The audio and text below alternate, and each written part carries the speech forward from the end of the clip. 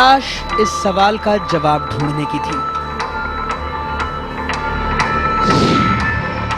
कुछ सुर्खियों ने परेशान कर रखा था, जवाब ढूंढना जरूरी था। अवैध तरीके से चल रही अफीम की खेती की बात जब सामने आती है तो आंखों के सामने सिर्फ एक नाम आता है, वो है अफगानिस्तान। क्योंकि पूरी दुनिया में अफगानिस्तान ही एक ऐसा देश है जहां पर अफीम की अवैध तरीके से खेती होती है और पूरी दुनिया का वो सबसे बड़ा सप्लायर भी है।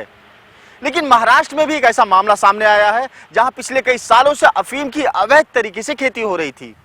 क्या है ये मामला, चलिए पता लगाते हैं।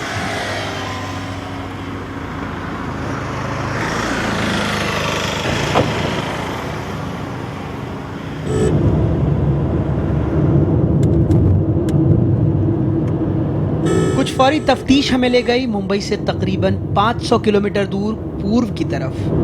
गाड़ी दौड़ती जा रही थी, ऊपर दिखा पौराणिक अहमियत का ये बोर्ड। मन में सवाल आया कि क्या ऐसे मुकद्दस रास्ते में अपराध भी जड़ें बढ़ा रहा होगा। बहरहाल सफर लंबा था, लेकिन जब आंख खुली तो लगा जागती आंखों से सपना देख रहा हूं, क्योंकि खुलेआम लहला रही थी अफीम की फसल, बिना किसी कानूनी डर, बगैर किसी रोक टोक के। बीड जिले के इस इलाके को अगर भारत का अफगानिस्तान कहे तो गलत नहीं होगा। यहाँ आसपास के इलाके के कई गांव के लोग अफीम के धड़ल्ले से खेती कर रहे थे। बताया जा रहा है कि उनका ये गोरख धंधा पिछले 4 से 5 सालों से चल रहा था। एक पल को तो लगा हम रास्ता भटककर अफगानिस्तान के किसी हिस्से में तो नहीं पहुंच गए। आखिरकार तालिबान की आतंकी ताकत बने ये पौधे हिंदुस्तान में कैसे उगाए? आखिर कैसे हो रही है हिंदुस्तान की जमीन पर नशे की अवैध खेती? आखिर क्यों और कैसे काली कमाई के लालच में नशे के सौदागर महाराष्ट्र के मराठवाड़ा में चोरी छुपे पांव फैला रहे हैं?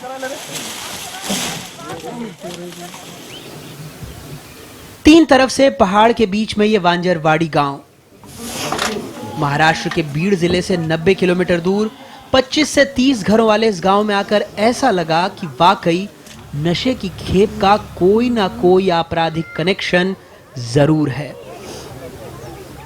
शायद महज नशा, काली कमाई या फिर आतंक। फसल को देखकर भी एक सवाल चौंका रहा था, आखिर यही इलाका क्यों? आखिर यही गांव क्यों? आखिर नशे की खेती के लिए कैसे मान गए किसान? महाराष्ट्र के बीड जिले का यह गांव राष्ट्रीय महामार्ग से 20 किलोमीटर दूर है। सड़कें इतनी खराब कि पहुंचना भी मुश्किल। पूरा इलाका पहाड़ों से घिरा हुआ है। शायद यही सब वजह रही है कि नशे के सौदागरों की जगह इतनी पसंद आई और उन्होंने गांव के किसानों को इसकी खेती के लिए मना भी लिया। लेकिन हमारे साथ साथ इन खेतों पर देर से ही सही सरकार की नजर भी पड़ चुकी थी। 50 एकड़ से ज्यादा दूर तक फैले इन खेतों पर स्थानीय पुलिस की क्राइम ब्रांच ने दबिश दी।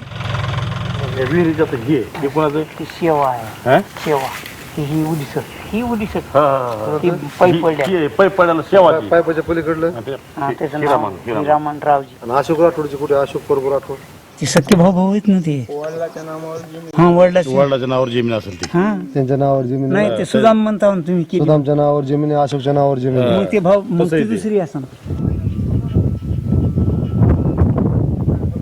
हाथ लगे खाली पड़े घर, भूखे प्यासे जानवर, एक आधा किसान। लगभग ऐसे ही हालात आसपास के गांव में बने हुए हैं, जहां अफीम की खेती करने वाले लोग अपने परिवार सहित भाग खड़े हुए हैं और पीछे छोड़ गए हैं ऐसे जानवरों को जिनकी देखभाल करने वाला भी कोई नहीं। भाग के गए। क्या हुआ जो भाग गए सब लोग? वो खसखस लगाए, वो उसके लिए भाग गए। अच्छा, पर आप क्यों नहीं भाग के गए? आपको मैं लगाया नहीं तो मैं भाग के कैसे जाऊं? पर आपको पता है ये खसखस नहीं अफीम है, जिससे मालूम नहीं वो अब देखिए तो मालूम है।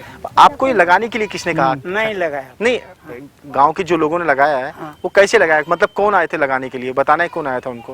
कौन आया था कौन नहीं, कि वो उधर चालू हुए थे, वो दूसरा लोग आए तो बोले बहुत पैसा होता है, 1200 रुपये किलो को बिकता, ऐसा करके वो लगाए। तसे तुम्ही विचारपूस नाही केली का हे कसली झाड आहे, कसले पीक लावले तुम्ही लोकांनी? विचारत होता पण म्हणायचे काय ते सहज म्हणायचे काहीतरी आहे म्हणून, असं नेमकं सांगायचं नाही. नाही सांगा कोणकोणत्या टाईपचे माणूस यायचे ते कापायला? बाहेरचे कापायला काय असं बाहेरचे लोक येत होते तिकडे. ये थोड़ा रिमोट एरिया है, इसकी वजह से लोगों के समझ में नहीं आया है. तो जो भी तलाठी मंडल अधिकारी थे, इन्होंने जब फसल किया जाता है, बोया जाता है, तब उनको मालूम होना चाहिए कि कौन सा बोना, कौन सा सीड इसको ये किया है, प्लांट किया है. तो इन्होंने देर कर दी है, इसलिए उनके ऊपर जो भी MLRC कोड के हिसाब से कार्रवाई हो जाएंगी. कि कुछ इलाकों में पिछले 4 से 5 साल तक ये एक फसल बोई जा रही थी, मतलब 4 साल तक का नेग्लिजेंस कुछ ज़्यादा बड़ा लैप्स नहीं हो जाता? मुझे नहीं लगता कि 4 साल की कोई बात नहीं. ये साल मालूम हुआ है, इमीडिएटली हमने इसको रिमूव कर दिया है. लगभग 50 एक लोग इसको रिमूव कर रहे हैं. जैसे समझ में आया इसको जल्दी से हम निकाल दे रहे हैं. लेकिन सवाल है कि क्या माजरा सिर्फ किसान और खरीदार का था? क्या किसानों को वाकई नहीं मालूम था कि महीनों से वो जिसे सींच रहे हैं वो नशे की खेप है? पण हे माहित नव्हतं तुम्हाला काय? माहित नव्हतं म्हणून ते असं खुली आमचं केलं नसतं ना, आम्हाला माहित असतं तर एवढं वाटावर करत नव्हतं.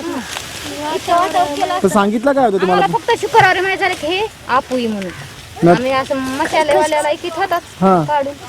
आम्हाला काय माहिती ह्याच्यापासून हे होत आहे म्हणून ते शुक्रवारी समजलं आम्हाला. पण तुमच्या फॅमिलीमधून अटक केली आहे कोणाला काय? कोणाला? माझे वडील माझे चुलताय. अरे बापरे. काय करायचंय आम्हाला मिळायचंय. आम्ही असं येऊन गेलात ना, आम्हाला आता विचारणार तुम्ही दोघं. जानकार बताते हैं कि इस गांव में चने की पैदावार काफी अच्छी होती है, लेकिन यहाँ के कई सारे किसानों ने चने की पैदावार छोड़ के अफीम का साथ चुना, क्योंकि इसमें लागत बहुत कम है और मुनाफा कई गुना ज्यादा. सवाल ये भी है कि नशे की ये फसल रातों रात तो उग नहीं आई. फिर क्यों खामोश रहा प्रशासन? फिर क्यों चुप रहे पुलिस वाले? कहीं ऐसा तो नहीं कि वाकई गांव वाले अफीम पहचान नहीं पाए? सफेद गुलाबी रंग के फूल दिखने में भले ही बेहद शानदार हों, लेकिन इसका फल बहुत जहरीला होता है, क्योंकि ये जो फूल है वो अफीम के हैं और उसका जो फल निकलता है कुछ इस तरह से निकलता है और इसमें से अफीम भी इस तरीके से निकाली जाती है. लेकिन तभी पौधों में हमने देखे ये छेद, फल के बाहर ये काली गाढ़ी सूखी सी गोंद. क्योंकि कुछ ऐसे ही होती है अफीम को नशीले पदार्थ में ढालने की शुरुआत. पौधा लगाने के बाद इंतजार होता है इन फलों का. अफीम का ये छोटा सा फल अपने वजन से ज्यादा नारकोटिक बनाने की क्षमता रखता है. नशे के सौदागर इसमें पाए जाने वाली मॉर्फिन को केमिकली प्रोसेस करवाकर हेरोइन बनाते हैं. There is a drug kit. From this drug kit, there are many tests for cannabis, opium, cocaine, codeine, anything. तो अभी उससे फील्ड में जाके हमने टेस्ट किया उससे, और ओपियम ये चीज़ ऐसी है इसकी टेस्ट की भी कोई ज़रूरत नहीं है. ये देख के ही पता चलता है कि ये ओपियम की फील्ड है. हेरोइन से करोड़ों कमाने की चाहत में ही ताक पर रख दिया जाता है कानून को. अफसोस, प्रशासन नींद से जागा, लेकिन बहुत देर बाद. ओपियम मतलब पैपावर सैमनीफेरम, इसका कल्टीवेशन पाया था, तो इसके हिसाब में हम लोगों ने 3 ऑफेंस रजिस्टर किए हैं. उसमें कुल मिला के 53 आरोपी हम लोगों ने FIR में रजिस्टर किया हुआ है. उसमें से 9 लोगों को हमने ऑलरेडी अरेस्ट किया है और अभी भी जो पूरा कल्टीवेशन है वो निकालने का काम चालू है. हम लोगों ने कोर्ट से ये दरखास्त की थी कि इसका प्री ट्रायल डिस्पोजल बहुत ही ज़रूरी है, क्योंकि ये बहुत बड़े पैमाने पे है. हिंदुस्तान में अफगानिस्तान की भनक हमें बीड़ के इन खेतों तक ले आई. इन्हें उगाने वालों के खिलाफ कार्रवाई भी हुई. आखिर क्या था इस फसल का मकसद और क्यों हो रही थी अफीम की खेती, और क्या है अफीम का अफगानिस्तान कनेक्शन, बताएंगे एक ब्रेक के बाद.